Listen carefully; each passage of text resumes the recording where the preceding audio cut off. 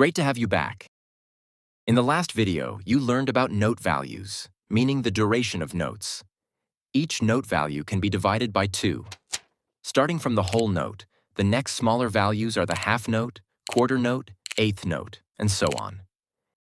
In notation, note values are distinguished by open or filled note heads, as well as by stems and flags. As you can probably imagine, music doesn't consist only of sounds.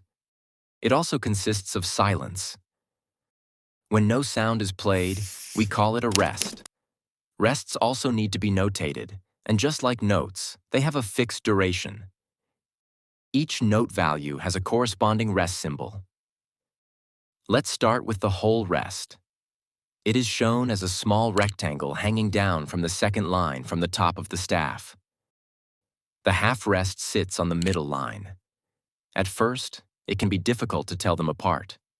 Just remember, the whole rest hangs, the half rest sits. Just as 2 half notes equal 1 whole note, 2 half rests last as long as 1 whole rest. The symbol for the quarter rest looks like this, and it's not easy to write neatly by hand. Easier to write is the eighth rest, which has a hook-like shape with a diagonal downward stroke. The hook corresponds to the flag of the eighth note. That's why a 16th rest has 2 hooks, a 32nd rest 3, and so on. Here you can see a diagram showing the rests from the whole rest down to the 16th rests.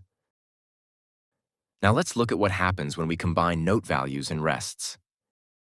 In this example, you see 4 quarter notes. We can replace any of these quarter notes with a quarter rest, for example, the second one. Listen to both patterns one after the other.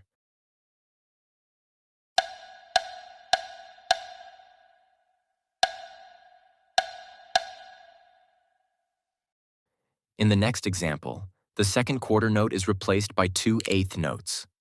One of these eighth notes can also be replaced by a rest. Listen to how the rhythm changes when the first eighth note is replaced by an eighth rest.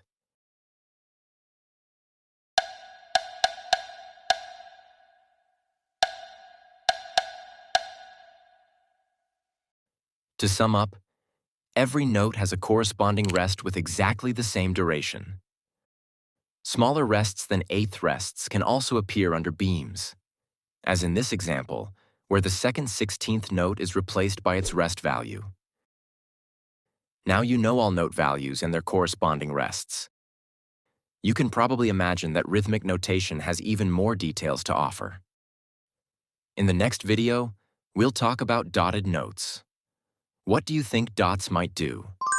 Write your guess in the comments and subscribe to our channel for more insider knowledge about music theory. See you soon.